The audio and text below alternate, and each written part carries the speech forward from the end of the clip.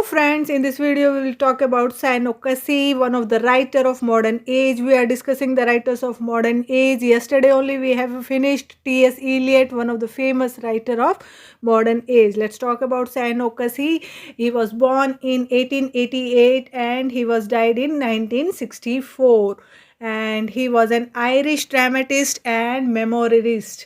And he was also a very poor child. तो Irish थे and dramatist थे and memoirist भी थे and he was also a very poor child and therefore he educated himself. और बहुत ही गरीब घर से थे, वो बिलोंग करते थे, इसीलिए वो स्कूल में नहीं गए और ख़ुद को ही उन्होंने एजुकेट किया. He did not go to any school and he also work for Irish railways. तो उन्होंने आयरिश रेलवेज के लिए भी काम किया था.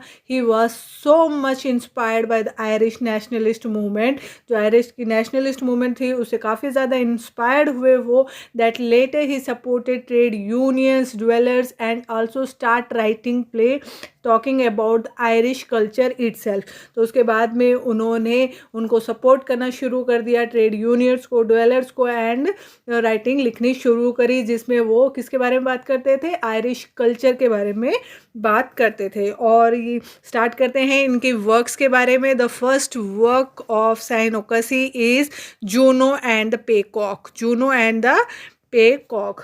The first work is Juno and the Peacock and it was published in 1924. तो ये publish कब हुआ, 1924 and it is a part of Dublin trilogy.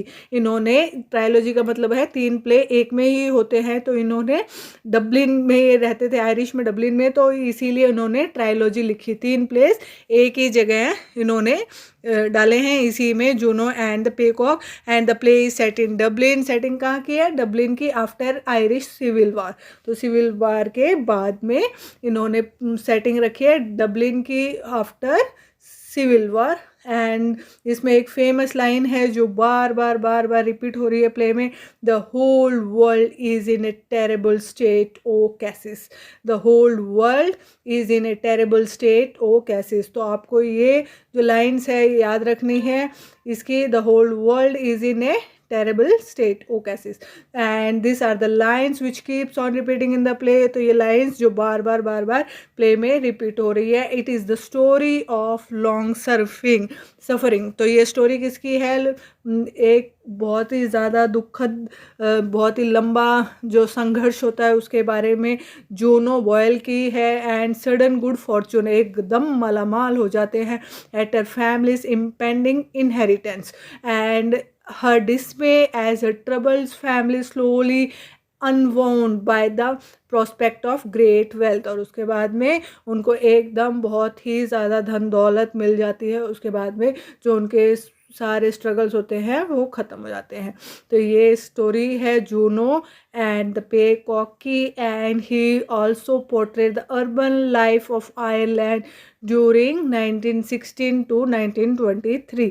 तो इन्होंने इसमें क्या दिखाई है, शहरी जीवन दिखाया है आयरलैंड का टाइम पीरियड 1916 to 1923 का. And two other plays in Dublin trilogy, जैसे मैंने बोला कि ये डबलिन ट्रायोलॉजी है उसका एक पार्ट है जूनो एंड द पेकॉक. तो इसमें दो और जो प्ले ट्रायोलॉजी मतलब तीन, तो तीन और कौन से हैं, दो और कौन से हैं, एक तो जूनो एंड द पेकॉक हो गया and the next is the shadow of a gunman. The shadow of a gunman. And third one is the plough and the stars. The plough and the stars. तो question देख लेते हैं last इसके paper में. Question क्या रखा है, question is plough and the stars is written by whom. तो आप ये बहुत ही बेहतर जवाब दे पाएंगे. The plough and the stars is written by हुम.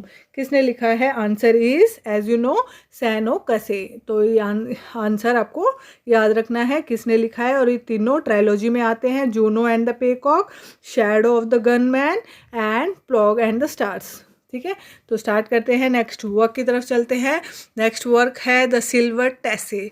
सिल्वर टैसे. अब तक आपने चैनल को सब्सक्राइब नहीं किया तो प्लीज़ चैनल को जल्दी से सब्सक्राइब कर लीजिए. वीडियोस जब भी आप देखें तो लाइक ज़रूर किया करें ताकि मुझे पता चलेगा कितने बच्चे जुड़े हुए हैं. तो एक हौसला मिलता है, मोटिवेशन मिलता है कि हाँ इन बच्चों के लिए मुझे मेहनत करनी है, और ज़्यादा और अच्छे से मेहनत करनी है। तो प्लीज़ जब भी बच्चों आप देखो तो लाइक ज़रूर किया करो वीडियो को, जब भी आपको कोई अच्छा कंटेंट लगता है, मेरी नहीं किसी की भी, क्योंकि बनाने में बड़ी मेहनत लगती है और आपका एक लाइक से किसी को हौसला मोटिवेशन मिलता है और बेहतरीन काम करने का, तो आपकी तरफ से वो ज़रूर उस बंदे को मिलना चाहिए।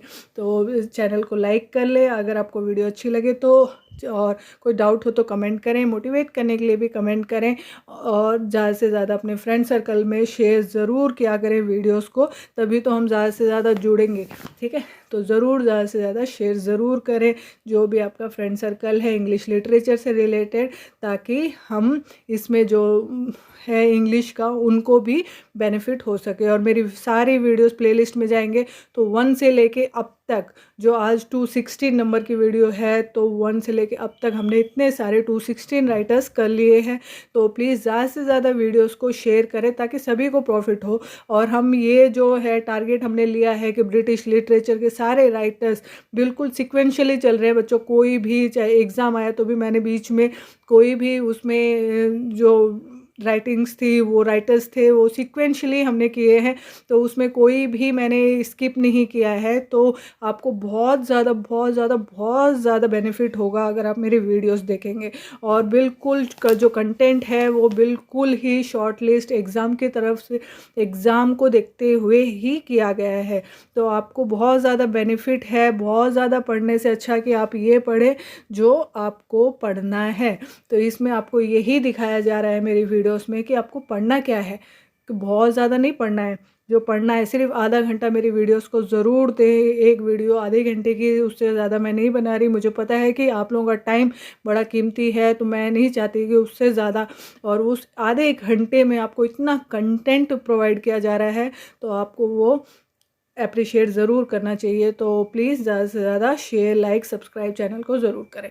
तो स्टार्ट करते हैं the silver tassie. The silver tassie written by Sean O'Casey, and it was published in 1927 में पब्लिश हुआ था। 4 एक्ट प्ले है, it is a 4 act play and it is a expressionist play about world war 1। तो expressionist play है किसके बारे में? World war 1 के बारे में। It attacks the imperialist war, जो इम्पीरियलिस्ट वॉर है उसको, उसके ऊपर इसमें अटैक किया जा रहा है। The war between colonised and the coloniser. Colonised का मतलब होता है कि जो कंट्री पे राज कर रखा है, और कॉलोनाइजर मतलब जो राज कर रहा है। तो is been talked about in silver tassie. तो इसमें इन दोनों की ही बात करी जा रही है। किसके बारे में? वॉर बिटवीन कॉलोनाइज्ड, जैसे हम क्या थे इंडिया वाले, कॉलोनाइज्ड, और कॉलोनाइजर कौन थे? ब्रिटेन। तो इसमें स्टॉक दोनों की बात करी जा रही है। एंड द मेजर प्लॉट, जैसे डबलिन की बात हो रही है ना, इसमें आयरिश प्ले राइट है, तो डबलिन के बारे में, नेशनलिस्ट मूवमेंट के बारे में ये बात कर रहे हैं। तो ये अपने कॉलोनाइज्ड और कॉलोनाइजर के बारे में बात कर रहे हैं। And the major plot of silver tassie revolves around Harry Heegan. तो मेजर प्लॉट का हीरो कौन है इसके? हैरी हैगन है। And he was an athletic hero. तो वो क्या है? एथलेटिक हीरो है, but unaware about the possibilities and values of life. तो उन्हें नहीं पता दुनियादारी का, पॉसिबिलिटीज़ जो लाइफ की है, वैल्यूज़ क्या है लाइफ की।